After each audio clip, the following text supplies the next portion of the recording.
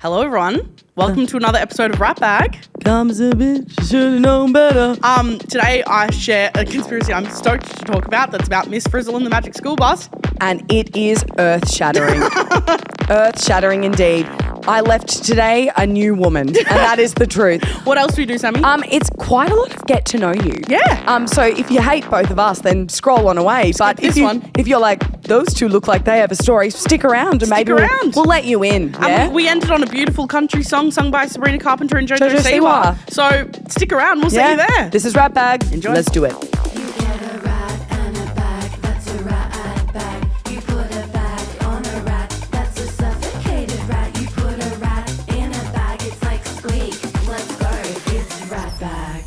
Hello, everybody. Hello, everybody. Welcome back to Ratbag. Is you having a rat? Is a rat in a bag? Rat in the bag and it's bag rat. It's the show where we do whatever the fuck we want. My name's Mel. Now that's a funny joke. Ha ha. No, that's actually so cringe. My name's Sam. Yeah. Nah, cut the crap. My name's Mel. And my name's Sam, and I genuinely look like an American gymnast. I was just about to say you look hot. Thank you. I looked at myself and I need to do one of these. If for people listening at home, I'm doing the gymnastics thing. Yeah. Hey, two things can be true. Yeah. If I was a gymnast, what would I slay at? Oh, that's a really good question. You strike me as a I forgot the name. Not bar. Beam. Beam. Yeah, I find that kind of offensive. Why? You don't think I'd smash floor or vault? Can't tumble? I think you can do all of those things. I just really pitch you on a beam. Oh, thank you, babe. Yeah. Where would you picture me? Floor. That was so confident. You would fuck up a good floor routine. Why floor? And you'd pick a great song. Thank you so much. You'd pick a really good song. If you had to do a floor routine tomorrow and you had to pick a song, what would it be? Do I have like 10 seconds to pick it or something? No, you have to. Right now, has to be what comes to your head. It would be one day I'll fly away, leave all this to yesterday. And what would you do? 3, 2, 1. 3, 2, 1. The years stop coming and they don't stop coming. Shrek. Yeah, beautiful. That's what I do. Now, I wanted to start off this episode today with something that I thought could be a bit of fun. It could implode in a million flames, or it could be sleigh boots. And then I'll get the anchor alert. And then you'll get anchor alert. I was wondering, so Tom, obviously Sam and I have known each other for years and years and years. Yep. And we kind of like know all of each other's like funny, crazy stories, right? But I had this thing where we were like, we love you so much, and we've had the absolute privilege and pleasure of getting to know you so much in the last year or so. But there's so much that you also don't know about us. Yes, correct. Yeah. So I was thinking, I've kind of brought this game where I've brought in kind of like 4 stories, and I would love to tell them to you in kind of like a short clipped version. Love. And I would love for you to guess who you think the story is about. I love this. This is great. Thoughts? Okay, great. I love it. Yeah? Yeah. Okay, so Tom, one time, one of us took us as a pair. One of us was left the job of organising quite an important meeting with a TV executive. Yeah. And one of us was left with the job of finding a cafe and just deciding the cafe that was going to be like the centre point of all of our homes. Yep. And one of us left it a bit late, panicked, and just picked something without really looking into where it was. Sent the address. All of us rocked up and we went, this is a hospital. And one of us said, yeah, but there's a cafe in there that I'd like to take us to. And the 2 of us and a TV executive sat and had a serious meeting about a TV pitch in a cancer ward at the cancer ward cafe. Oh Yep. Where, to paint a picture, there were literally only doctors. Yes. And us. Doctors like picking up I arrived. Can I add to the story? Because I was absolutely. part of it. Yeah. I arrived to the story. I arrived to this cancer ward and they went, good, nice to meet you. And who will you be visiting? And in what level today do we need to triage you to? And I was like, I'm here for a meeting. And they went, beautiful, just put your COVID mask on. I went, absolutely. That's like, and then I was in the middle of COVID. And then I go upstairs to this cafe and I go, I'll just get one bruschetta, thank you very much. And one of those paninis, thank you, just over at table 5. And he goes, it's absolutely grab and go. And this is only for doctors. Now, which one of us fuckwits do you think did this? Let's just put it out there straight away that I can see both of you doing it. Yeah. But in different ways. Can you explain that? I could see Sam making that mistake, but then gung-ho sticking to it. We're not changing. Just, yep, let's Stubborn. go for it. Yeah. Or Mel just being like, oh, shit. Oh, we'll just go here. That's a pretty slow boots read. So I think most likely Mel. You think it was me? Yeah. You would be correct. Ding, ding, ding. It was so good. Of all, let it be known as well, like this was in a metro area with many other places around. It But was literally the Peter MacCallum Cancer Centre. Oh, my God. in North Melbourne, right? No There word of a are lie. cafes around there. Yeah. But we panicked. I remember we arrived and Yeah. we were like, and I was like, I don't know, I fucked it up. But like, because it's COVID, there wasn't really And many it's places us. to go. It's us to the sounds of code blue level 12, code blue going. And I think for this character, it's really important that we're telling her story. Wild. Okay. You ready for the next one? Yeah. All right. So, backstage at a Melbourne Fringe performance that we were doing, this person had seen all day posts on Instagram about someone who had really tragically passed away and said to the other person, "Oh, it's not fair. What do I have to do to get veil?" And the other person said, "What do you mean by that?" And the other person said, "Yeah, like to get veil, like the title veil in your name. Like I feel like it's kind of special, right? Like there's like Miss, Mr, Mrs, Ms, Mercs. So like what do I have to do to like when I die get veil?" And the other person said, "Oh, you mean Val, as in rest in peace? That's just a respectful thing we say when someone dies, my queen." Could be, again, I could see both of you doing it. Yeah. I'm going to take a stab in the dark and say it's you again, Mel. You would be wrong. I really thought you were going to guess me. No, I mean, because especially with, I remember a few episodes back, you told us the story about the BPD thing. Yeah. Yeah. That made me think it was you, but then something in the way you were telling it, Mel. Because it's really embarrassing. It's me going, God, I'd love to have Veil, Samantha Andrew.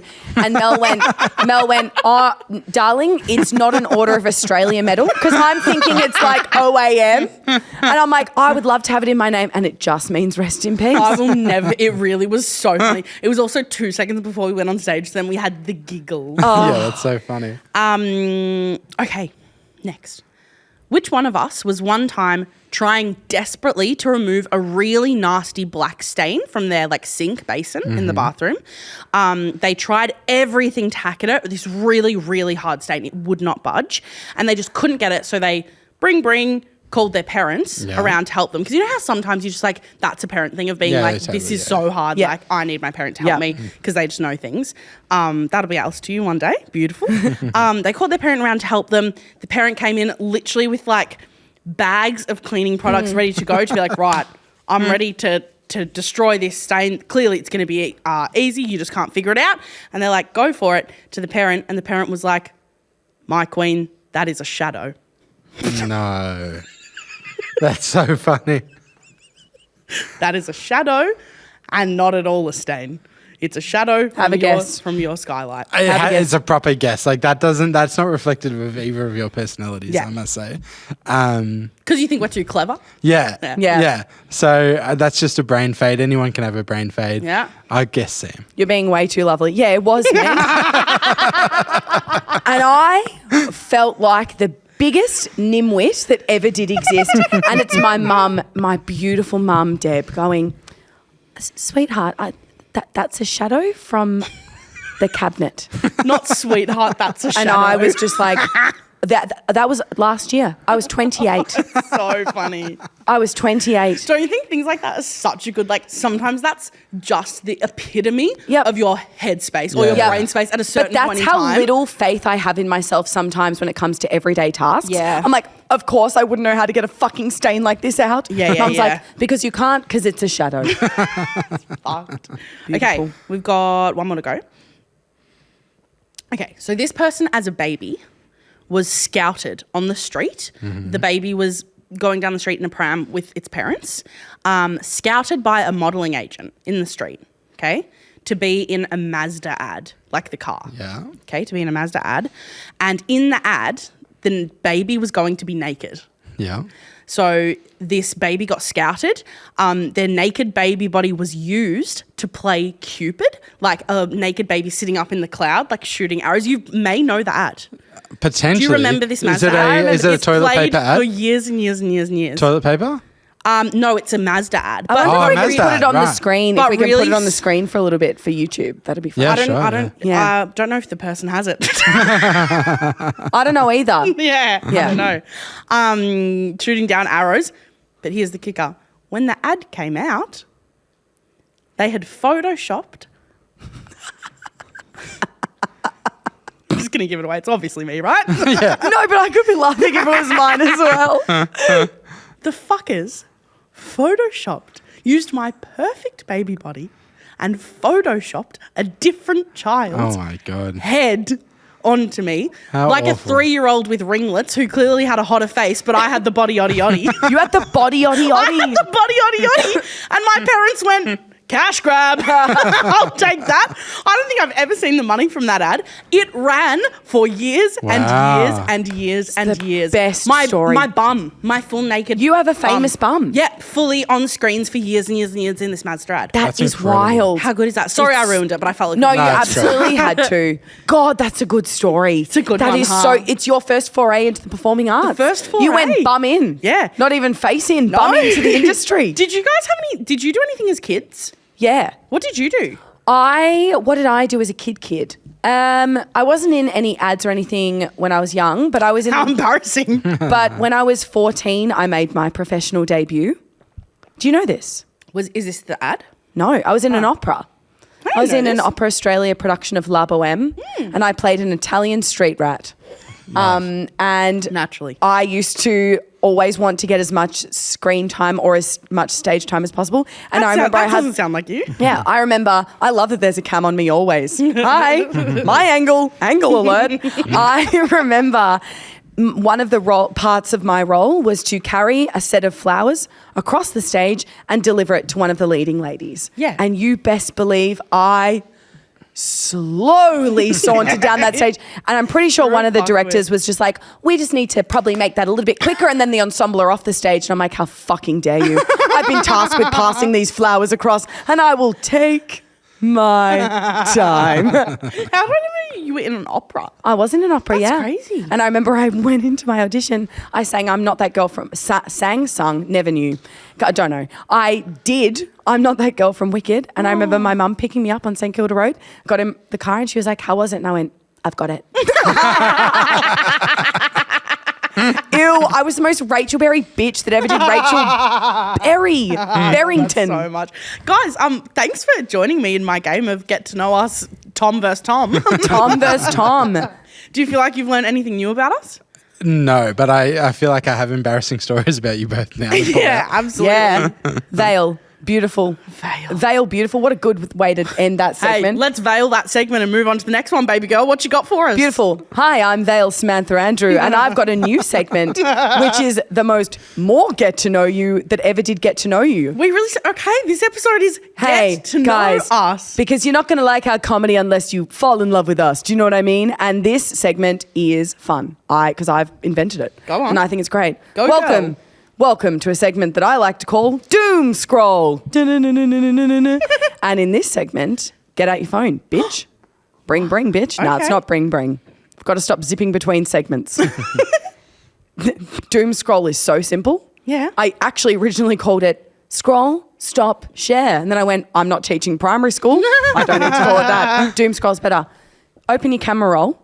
Okay. Oh, this is fun. Yeah. We're going to play a game of Doom Scroll, even though it's not really a Doom Scroll because it's just your camera roll. It's Yeah. a fun scroll. Yeah.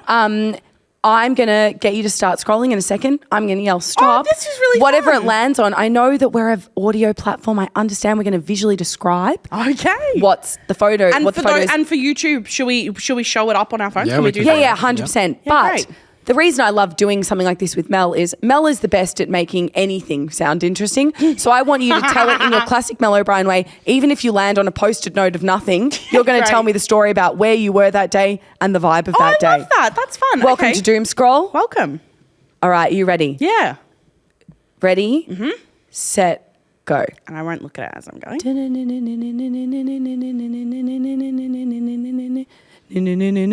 Stop. Oh, this is really sweet. It's a photo of my beautiful friend Jed McKinney. Show. I'll show it. I don't know how. Do we need to zoom this or anything? We can probably put it in we'll post put it as on well. there, yeah, Oh we'll yeah, put it true. on Pop post, it on yeah. post. Screenshot it maybe, darling. Oh yeah, true. It's a beautiful photo of my friend Jed McKinney. What's he doing? He's giggling very cheekily. When was it from? October 2022, 9:27 p.m. is the timestamp.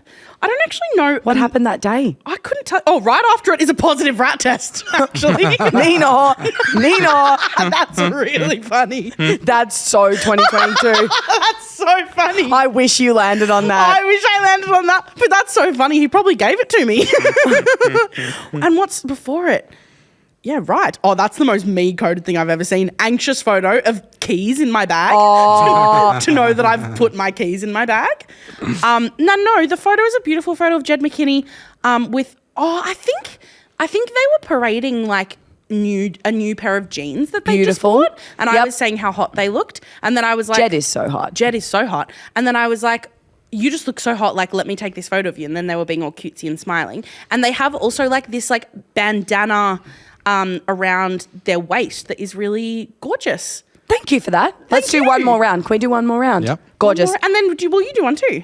Oh, Let's you just do one see. more and then I'll do one. Okay. All right, ready? All right. It's doom scroll. Stop.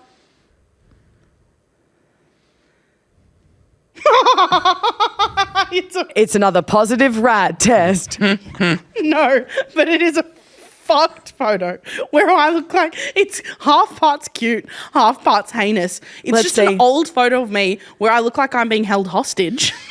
That's not you. That's a person called Emma. That's not me. That's a person called Emma. not the like grey sleeveless cardigan top. That's not you. What year is that from?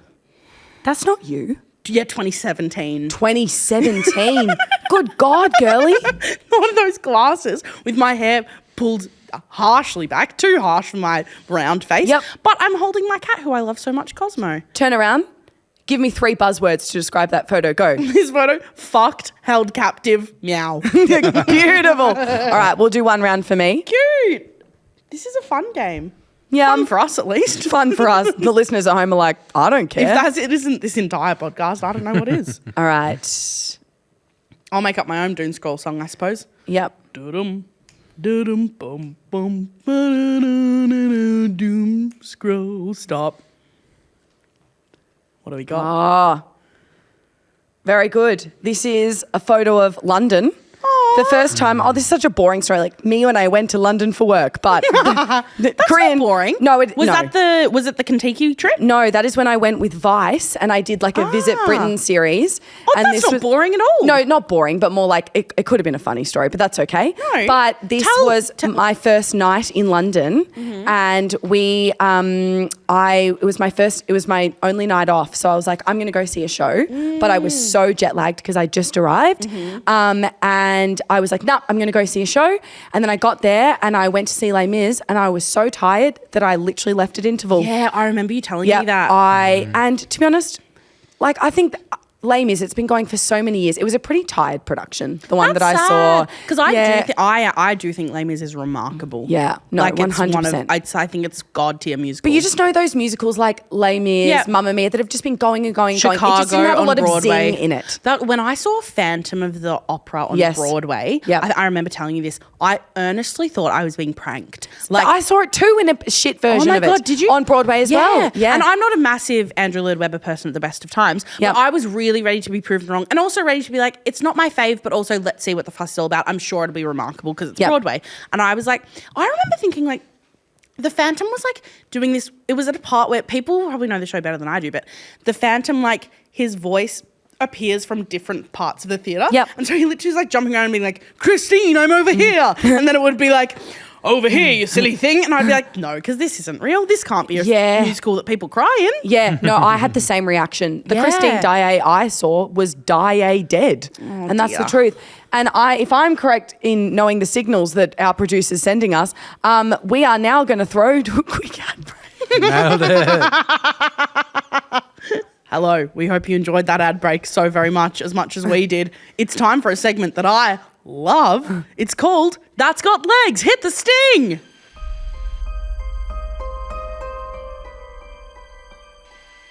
I have a conspiracy theory that I'm thrilled to share that I found online. Can't take credit for it. That's right. At all. Reddit? Yeah, Reddit. I found it on Reddit. Okay.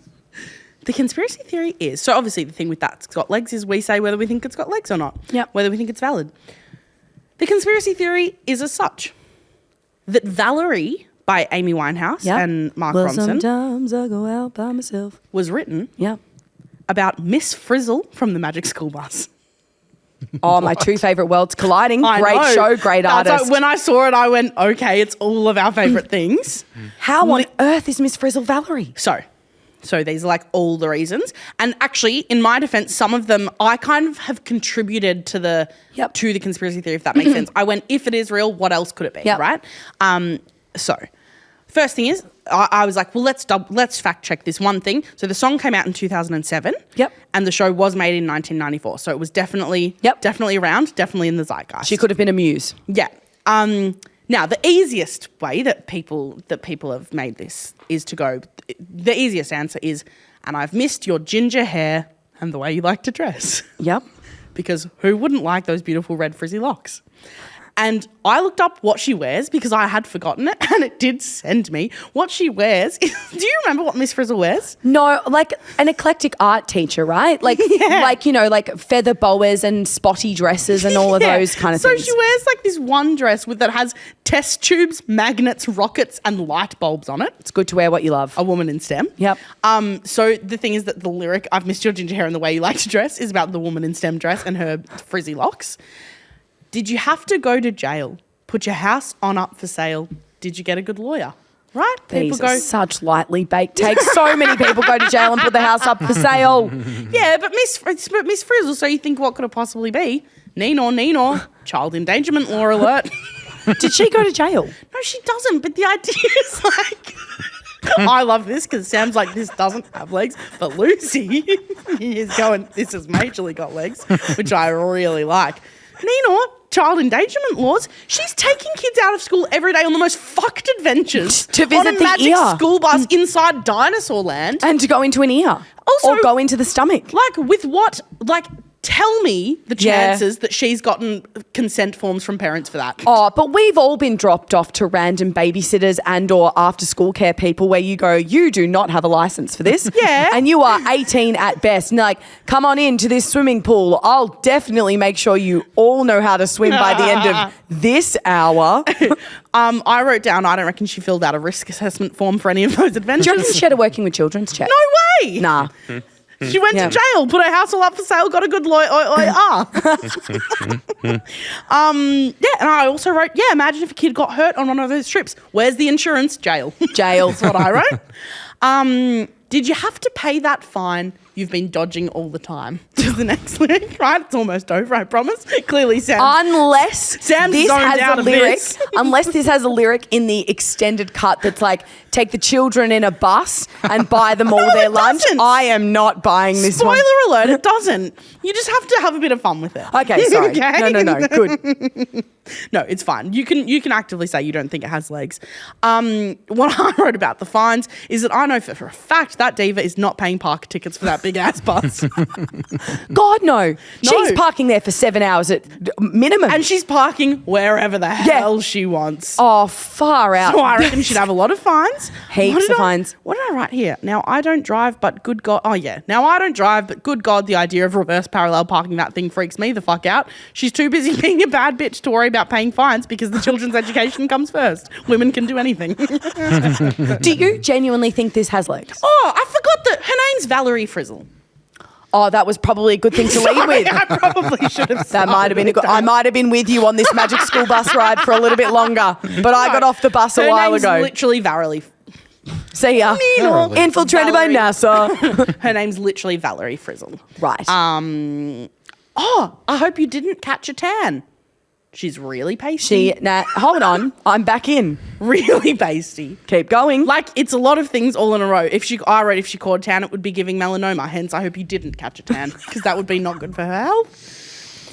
Now, for me, the only hole in the theory is in the line, I hope you'll find the right man who'll fix it for you. She's a lesbian. She's a lesbian. Absolutely. She's absolutely a queer icon, and she's a lesbian fact. Does she have a partner in the film? Show. No, I don't think so. No. She drives that bus all alone. Yeah, she's a lesbian. She's sapphic a as Miss fuck. Honey lesbian. Yeah. She's in the same wheelhouse as Miss Yeah, Honey. spot on. Yep. Cool.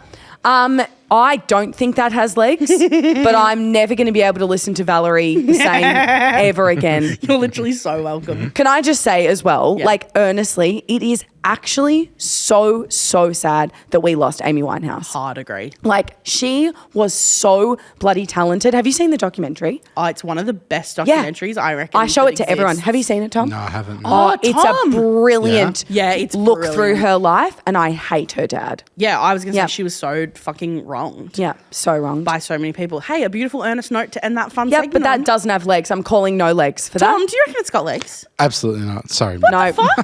Sorry. Do you actually not? You can't bring two of my favourite mediums, shows from my childhood and Amy Winehouse songs, and think that I'll still be with you. I'm sorry, but I'm not on that bus. It's the way I'm a bit outraged. No, I don't think it has legs, that I one. think it's so fun. I think it's got legs. I love you. You look like hurt. I love you. Can you imagine if I was like, for the rest of the episode, I'm like, yeah, I think, yeah, that's fine. I guess we can do kick line. Kick line? So true. I love kick line. What's next, baby girl? Well, we were speaking about the magic school bus, and that reminds me of my childhood. So let's throw to our favourite dad. Is he having a boy? Is he having a intimidating girl? Is he having a boy? Is he having a girl? Who cares about the binary? It's girl dad. It's Tom. It's Tom Zahario. Hi, guys. Hi, Tom. Hello, my favourite dad. So, in Girl Dad, is that what we call the segment? We call it girl dad. We don't know if Tom's having a girl or a boy or a non-binary baddie, but what we do know is that he's a brilliant dad. Yep. And we like to throw to him every now and again to get a different opinion because we share the same cranium. Yeah. Yeah. That's That was literally what this Very is. well done, Sam. Thanks. Now, do you remember a few weeks back when we were talking about how I didn't have the internet until I was much older? Yes. And Max was saying, no, you must have had the internet. Yeah. Like, I had it at 15. Everyone had it. And I was like, no, my mother never let me. It made, and I had it at my dad's house and I could use the internet there. And it really triggered something in me. And I was like, it's really important that you understand your kids, right? So I'd love for you guys to tell me, when was the time when you were teenagers where your parents just didn't get it? When they would not get on board with something that you had you really cared about, without getting traumatic here, on the light side. So for me, I said to my mother, I really want the internet. All the other kids have the internet. They're on MSN every night. Yeah. And she was like, no, I don't want that. I think it's a distraction. I was like, but also for school, I'm studying music. I can look up tabs to learn guitar stuff. At the moment, I have to go to the library. Like, it would be really good for my education. And under no circumstances would she allow us to have it. I've got mine. Great. If you don't mind me starting. you start and I'll think. My parents forbade me from watching The Simpsons. Right. Yeah, right. Even For- as like a teenager? Literally, like, for a reason that I'm so unclear on. I should probably ask them. Yeah. I don't know. I think my mum in particular hated it. Yeah. Thought it was, but I can't stress because for context, like, they weren't like crazy strict. We absolutely had like infrastructure and rules and boundaries for sure, and weren't like loosey goosey, do whatever you want. But it's not like they were super strict and really like didn't like us watching grown up things or rude things. I think they thought it was. I think my mum would have said like, it's just so silly and rude. Yeah. Yeah. You know, but I felt like I missed out on so much, and obviously it's not that important. But I took a light take. Yep. That's a good one. I was never allowed to watch The Simpsons. Yeah, I did. I was allowed to watch it. Yeah. But I remember my parents also going, turn that American dribble off. Like, they Yeah. weren't a big fan of it. Totally. For sure. Yeah. 6 p.m. It was always on 6 p.m. every Yeah. night. Yeah, Channel 10. Every night, 6 Yeah. p.m. Did you have one, Sammy?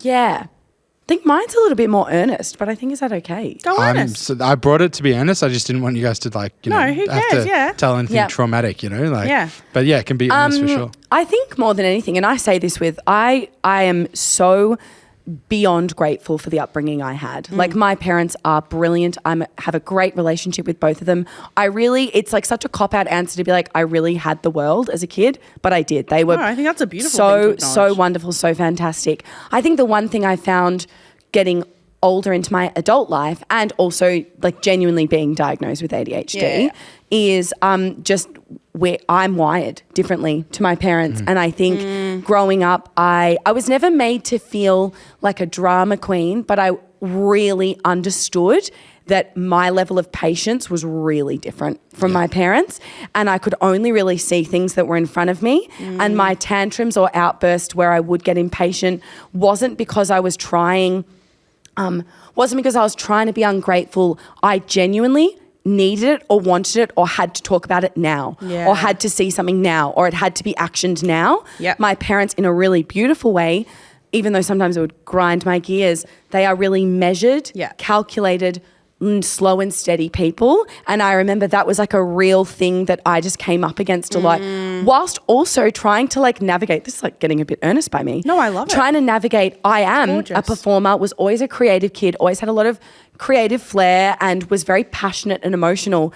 Trying to navigate being, I know that there's many stems of ADHD, but trying to navigate the impulsivity and impatience that came with ADHD, whilst also navigating like not being labelled as a drama queen because I am theatrical and dramatic, and those two kind of existing as two separate entities, if that makes sense. That makes but total sense. I'm very good at getting things done quickly, and I often struggle to understand that some people take a lot of time and there is good in waiting. I am bad at waiting for things. I like it now. So that would probably be mine. Yeah. And I think, that would be, I would really, like, if that was one of my kids, I feel like that's something I could understand and could deal with. But I also think as a parent who's always exhausted, it would be really tough as well, you know, to deal with that. 100%. And they know that I'm wired differently to them, and we make jokes about it. But 100%. that's a really good question. And I have one more. It's not please. too indulgent. Because I went vegan in year 12, and that was a huge thing in my family. They and it's really interesting, right? Because in their defense, and I don't mind talking about this at all, my beginning of veganism I was not doing it for healthy reasons. I was doing it and it like kind of spiraled into this like disordered eating thing for me that has been like continued to be a thing like going on. And so I think ultimately I'm like, damn it, because they were probably right. Like way deep in my head, because good God, I went raw vegan when I first went vegan in year 12, right before my exams. And my parents went, girly, do you think that's the best time? And I went, yeah, because I want to be thin, which is so problematic. And that's not what it was actually about. And I also want to be really clear. I am the biggest like pro-vegan. I think like veganism is actually like a glorious like choice to make. And I was vegan for 9.5 years. And I have almost nothing but positive things to say about how it made me feel and what it did for my body. And I think it's a really conscious choice. But good golly, it can be a roller coaster if you're not doing it for the right reasons and like in the right way. There was this heinous woman on the internet called Freely the Banana Girl, which I feel like literally everyone. Or I know of her adjacently because everyone of how much people knows talk about someone her. who has like fallen down the slope, and she was just this woman who like literally, like, all jokes aside, not as a like thing that people just say lightly, like it was actually a thing of like millions of young people across the world actually acquired an eating disorder like because of like this person who dangerous. It was so dangerous. Anyway, long story short, my parents were absolutely like wary of that, and as they probably should have been. But it was really hard because I think what it meant was we didn't do the whole like, I think what would have been really helpful would have been like learning how to like cook together and learning how to like, but what I kind of did was like, well, I'll just do my own thing then. And I think my parents were like struggling with that and wanted help really bad, but didn't know exactly how. And I think we made some like missteps on that journey. Because it took me a while to get over those like food things. Fair enough. Great question. Thank you. Really, really good. Very interesting. And I'll genuinely hold on to this for the next 15 years. Ernest on the pod, get Ernest on the pod, get Ernest on the pod. Is this a lifestyle pod? Our subcategory is like advice and society. Oh, wait, that's not a category? Bring. I kind of have a question, and you two seem really cool and hot and smart. Hello? What's that? Up and reach my telephone. Up and on, I can know. Call me, beep me if you want to reach me. It's the hotline. Sammy, do you mind telling people what the hotline is while I get up? I would love to. These little stories. Our hotline is wide and open always. It exists either as DM or as an email, theratbagpod@gmail.com. You can email us anything you like, as long as it's appropriate enough. And please know that we are not experts in any field, maybe the performing arts, but not even experts. We can tell you how to do a box step, but we That's cannot. right. I was going to say that's rich. Please don't come to us for genuine medical advice. Go to your psych. We love you. But we are very happy Go to to be... your psych, tell them about Freely the Banana Girl and do not follow that path. 100%. But we have been sent in some spooky stories, some hot takes, some advice. People have wanted some advice from us. And Mel is just getting our bring bitch ready to go. I've actually got a little selection today. Great. It's kind of like shorter ones that I'm just going to kind of barrel through because they're killer, all of them. And What was there a topic on So these were all in response to ghost stories. And Great. I was bamboozled with how many of these we got. actually had to spread them over multiple Yeah, episodes. because I was going to say, I know we've popped them in multiple episodes. It's because there's so many of them. And the amount of DMs I got as well of people being like, please share these, please share these. And I was like, I absolutely will. All right, I'm just going to get right into it. Okay, it was a few years ago now, but it happened when I travelled to England for my cousin's wedding. It was held out near Stratford-upon-Avon, and we stayed in a hotel inside an extremely old manor in the middle of the countryside. Huge building with a chapel and ruins on the grounds. I'm already scared. Right? Good. The night we arrived, we had a family reunion kind of vibe in the hotel bar, and understandably, we'd had a little bit to drink. Eep. But I went to bed that night and woke up I actually cannot with this. It's really scary. Woke up at 3 or 4 a.m. and felt something grabbing my heart. Internally? Not romantically, but like physically squeezing it inside my body. Extremely weird feeling. I've never felt anything like it since. So specific, it was squeezing my heart. Oh. Then that stopped. And I felt this really specific feeling, this pressure, move down all the way down my body to my ankles. And when this is fucked. When it arrived at my ankles, I shit you not, I slid down 20 centimeters down the bed. So I grabbed the headboard of the bed and yanked myself back up. And then I felt the chest pain again. And then that was kind of it. I laid in bed thinking, that kind of just happened. I must have been hallucinating. Was that a dream? etc. The next morning, I told my family what had happened and found out that the hotel was supposedly haunted. Yep. Yeah. I fully believe that. How? Oh, no. Is that? And that's when I go, I would have loved if there was like a baby monitor or a cam in the room to see something like that.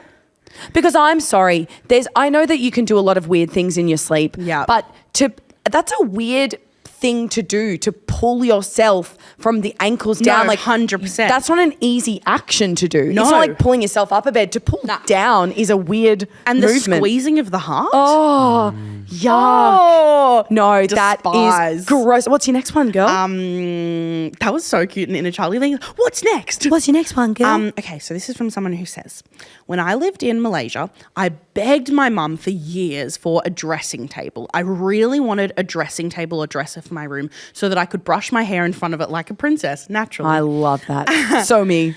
We went out and we bought one from a random secondhand furniture store. And that night, thrilled, I sat in front of the mirror, brushing my hair, doing my homework, alternating between writing things down and then looking up and just staring at myself. Lol, so narcissistic. Suddenly, one time when I look up, it was not me in the mirror, but a girl with blue skin and black wet hair, and I screamed and ran out of my room immediately. My parents came running and I kept saying, there's something in the mirror, there's something in the mirror, there's something in there, there's something in there, don't go inside. My dad took one step inside the room and I collapsed on the floor, screaming, like Wait, so this person screaming. collapsed whilst their dad came into the room to look, okay? Yeah, so like when the dad entered the room, they like collapsed on the floor and started like screaming. So he closed the door. I couldn't sleep in my room that night or for many nights afterwards. I went to boarding school the next day. They said, lol, not because of this, just I was going to boarding school. Yeah, cute. Love that caveat. And while I was away, my parents had a friend over whose wife was a priest and told them this story. So they told the priest the story. Yeah. So the priest was like, I know what to do about this. She came over to bless the furniture. And as it turned out, she spent literally hours removing a dark spirit, essentially like exorcising. Exorcising? Is that the word? Is that how I pronounce An that? exorcist, Yeah, yeah. like an exorcist, like exorcising the dressing table, saying there was something like supremely evil that had been trapped in there. And then like, yeah, she blessed it so I could go use it again. Still have the dressing table. Nothing will stop me from being obsessed with myself. Holy shit. You know why that's a brilliant story as well? Because a lot of these like ghost stories or spooky supernatural stories is one person going, I'm the only one that's witnessed this. Yeah. But this is like a family that I'm assuming the mum and dad have both said, yep, that happened. Yeah, right? 100%. Oh my. And also then going to someone and being like, absolutely, there's like Oh, that thing's possessed. that gives me shivers up my spine. Yeah. Have I got time for one more, Tommy? Yeah, do it. Yeah, great. This is one for me where I went, now, because if you haven't listened to this ghost section before, Sam's a bit less of a skeptic. I'm a bit more of a skeptic. Yeah. But for me, this one, and it's not even because it's the creepiest, it's just one of those things where I go, yeah, nah, because how could that have gotten How can you there? justify that? Yeah. So this is from a beautiful person who came to the DMs. So I was pet sitting on an old property in Bungendore. It's always an old property in the middle of fucking nowhere. I dare someone to do it on Smith Street in an apartment. Literally. Fuck me. There was a main house and a granny flat. Great. I was sleeping in the granny flat. Yeah. I cannot express how much this place was isolated. Yep. There was no neighbours around. It was up multiple hills, and I felt like I was going to get axe murdered for sure. Vibes were off. Anyway, this was like at the start of the house sit. Yeah. I unpacked my stuff in the granny flat, and as I always do, I put my little sheet of Lexapro next to the bed for the following morning. What's Lexapro again? Remind me. Antidepressant. Antidepressants. So great. they've put it next to the bed for the following morning. Then I went into the main house where lights would turn on and off. Nah. And I also saw a door slam when I was alone in there and all the animals were with me and there was no wind. And I came back into the granny flat feeling like something was wrong, something has changed. My Lexapro like sheet of pills was now, this is what sends me, and I don't know why specifically, was now on top of the window frame. Like, no, that's not somewhere you would ever put your meds. God, no. Do you know what I mean? God, no. That's just not somewhere you'd ever put your meds. On I'm top, actually just saying nothing on this pod when we do this segment because I'm No. just scared to my boots. Babe, listen to the story. That's all you got to do. Okay. The door had been locked. There was no one on the property. I would have seen cars or people if there'd been anyone coming in to mess things around. There were no animals even in the bedroom I was in. Like, there's no way it could have gotten up there and I wouldn't ever have put it there. I ignored the fuck out of it and just ran into the main house because I was so scared. Yeah. I come back one time later again and the sheet was perfectly sitting in the middle of my bed. Nah. That's like poltergeist. Nah, right? Like, sorry. That doesn't happen from a gust of wind blowing it. And no one else was living there. Yeah, no one else was around. I'm sorry. Right? It's pretty much done. I'm going to share one more just because this made me giggle. Someone on the ghost stories, it's the way that this person just said this so casually. Yeah, I've been waking up with monthly scratches from a ghost for 5 years straight. That's it. I was Now, if they sleep alone, that's fucked. If they sleep with someone, I'm like, that might be your partner. That might be your partner just coming in for a cuddle in the middle of the night because the world is a scary place. As we have realised here on this pod, I hate these ghost stories. How terrifying are they? Are you a skeptic now, listening to a story like that? Still a skeptic, but I'm like, I'll throw you a bone. I'm never like, I don't think that happened to you. Yeah. But it's just as simple as this. I'm always just the first person to be like, is there something else that could have been that wasn't a ghost? Yeah. You know? Yeah, of course. Yeah. No. Hey, thank you for that. Bring. Boo-hoo, bitch. That scout tried to do a ghost sound. That was so cringe. That was actually hectic. Hey, babe, thank you so much for listening. You are so welcome. It is time for a weekly segment that we do called Kick-Ons. I love kick-ons. I love kick-ons. We also hope that you're taking these questions to your mates and then they're going, why are you getting these really specific would you rathers? They're kind of shit. And you're like, oh, never mind. Also, please always, we really want to know, like, leave your comments in the comment box if you can, or answer the poll if we pop it in. And if you find holes in any of our questions, we'd actually like to know that. Because sometimes we get a little bit too creative and we don't stick to the facts. What have you got for us today? I- Now, and also for those of you who don't know, kick-ons real quick is the questions that you ask when it's 4 a.m. at kick-ons. You're all exhausted and you're asking kind of questions that have just been mulling in your head, or they're big would you rathers, or they're fuck, marry, kills, or whatever. I'm going to hit you with a fuck, marry, kill, also known as a snog, marry, avoid. Beautiful. Sam's girlfriend lives in London. Absolutely. Take it away. All right. Here are your 3 options. Great. Now, Julia Gillard. Yeah. But she's stuck in a perpetual loop of spitting her, I will not be lectured about sexism and misogyny by this man. I will not. Yep. Iconic. Option 1. Yep. Great option. She's stuck in a perpetual loop of great. that. Not many complaints from me. Jojo Siwa. However, you see a real soft side to Jojo Siwa. Okay. Because she is a loud girly pop and we love her for it, but she is loud. Yeah. And women are allowed to be loud. Don't get it twisted. Yeah. But coming from us. Me with this grating voice today, you get to see a beautiful, softer side to her that not a lot of people see. Okay. However, she does love bomb you. Day 3 into the relationship, she goes, come out here. You go out onto the driveway. Beep, beep. She's bought you a car with all your face on it.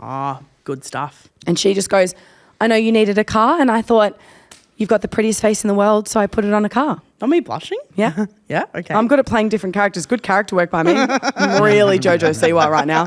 Come as a bitch. Option number 3. Yeah. Sabrina Carpenter. But every time you drink coffee, and we're going to say that's daily, you used to drink coffee, now you don't. I'm a changed woman, but yep. Every time you drink coffee with her, right before you take the first sip, she insists on cheersing with you and saying, that's that me espresso. Every single time. Okay. Great. I feel like I've already answered my own question that the Sabrina Carpenter one is too easy. Exactly. I'll add something else. The Sabrina Carpenter one is not bad. I'll add something else in. Okay. At midnight, she turns into a Polly Pocket and you have to carry her around in a case. So anything after midnight, you're hanging out with a Polly Pocket toy. Midnight till when? Till she goes to sleep? Till 9 a.m. Start of the workday. 12 to 9, Polly Pocket hours. Polly Pocket hours. I'm still picking Sabrina Carpenter. To who? To what? True. I forgot it wasn't just pick one. Now, Mel, would you fuck a doll? Yeah. So I would be. No, it is quasi hard because God, I couldn't kill Julia Gillard. I'm too obsessed with her. But that monologue, 24/7. It's so iconic, though. You trying to check in for a flight? I will not be like. Excuse me, ma'am. Pass over your ticket. By sexism and misogyny. So, are we able to talk about anything else with Julia Gillard? She'll talk to you about other things, but any moment of silence, which we both famously hate, she goes back into that monologue. I reckon, so maybe I could end up with Julia Gillard, but she's never. I just would have to fill all the silences. But she's fucking mute, man. You'd have to fill all the silences. Yeah. Yeah. Here's what I'm gonna do. I'm gonna marry. You're gonna marry a love bomber. Sabrina Carpenter. Yeah. I would marry Sabrina Carpenter. God, you wouldn't want to have a night wedding? Because they go, do you take this lawfully wedded? Wait a minute. To be honest. Why is she hold on a minute? And then she's down at the altar the size of a peanut. And the priest goes, hold on a goddamn minute.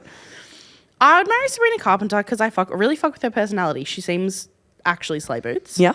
I would fuck Jojo Siwa. Yeah.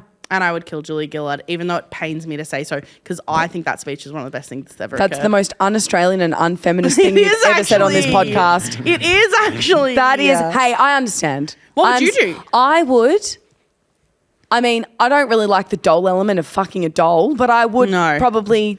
You could just keep the fucking hours to outside of 12 to 9. Yeah, regular hours. I think I would I would fuck Sabrina Carpenter. Yeah, marry Jojo. You don't...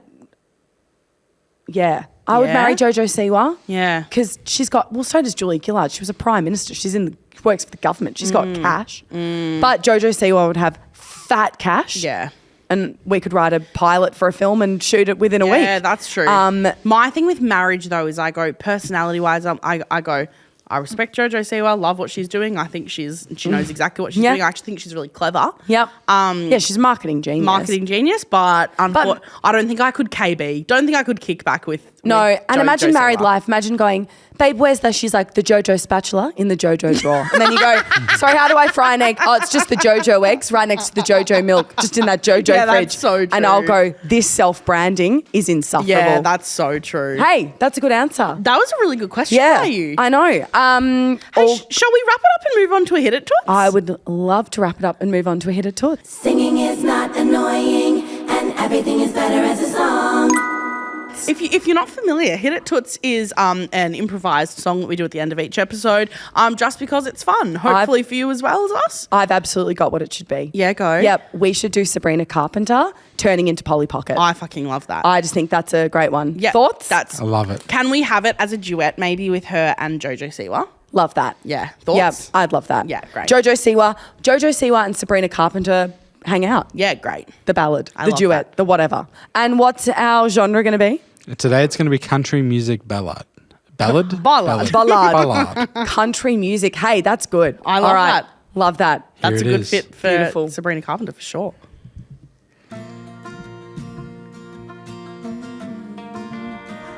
Beautiful.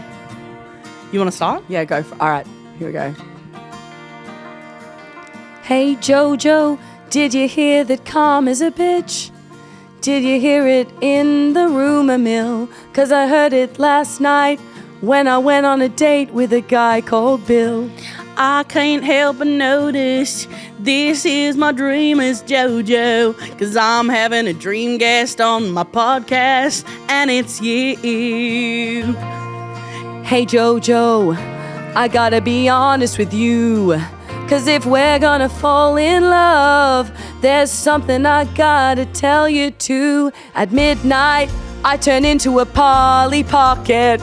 I turn in and I put myself in a case, 'cause at midnight, I'm a toy, you see, and I can't be public facing. Well, at midnight, what? I love that Georgia Siwa has a southern accent. It's because it's country. Well, at midnight, what I do is I list all of my exes in there, and I put them in a list, and I go, who could I date next?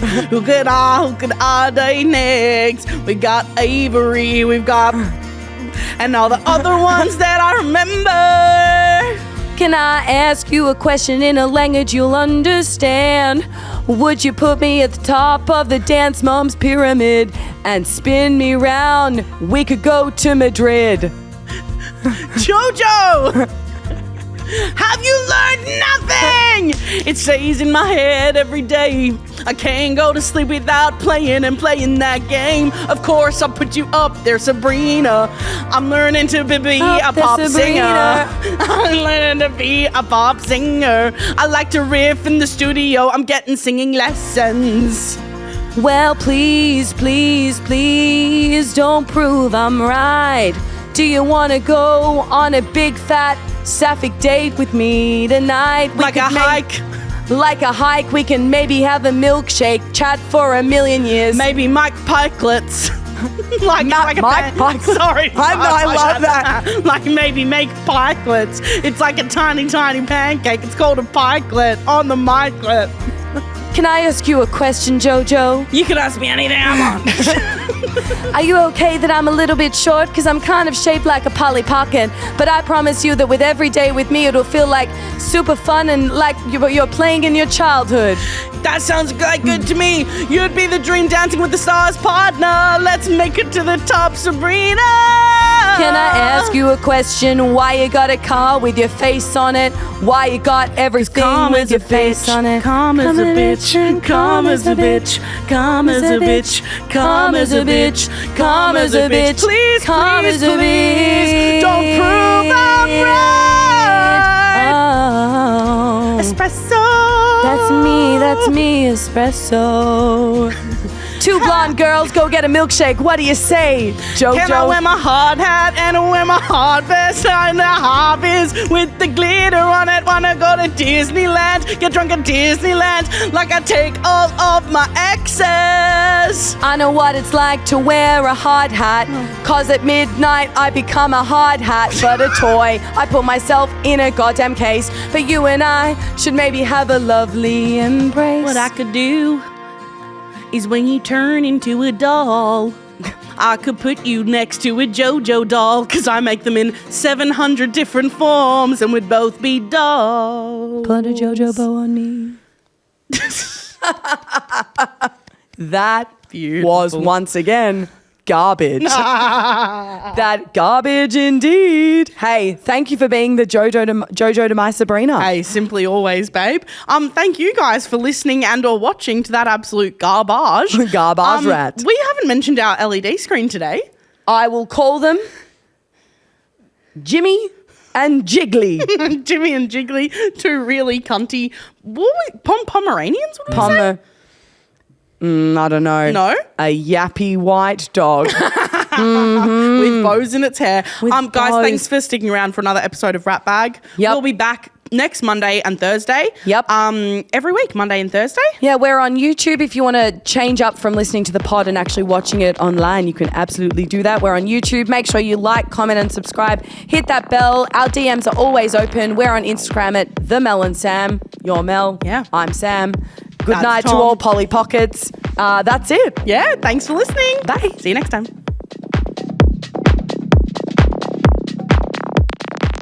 Mel and Sam would like to acknowledge that this podcast was created and recorded on stolen land. The original custodians of this land have had a rich history of storytelling for over 65,000 years, and we pay our respects to the Wurundjeri people of the Kulin Nation, whose land we are making Ratbag on. Treaties were never signed, sovereignty was never ceded, always was and always will be Aboriginal land.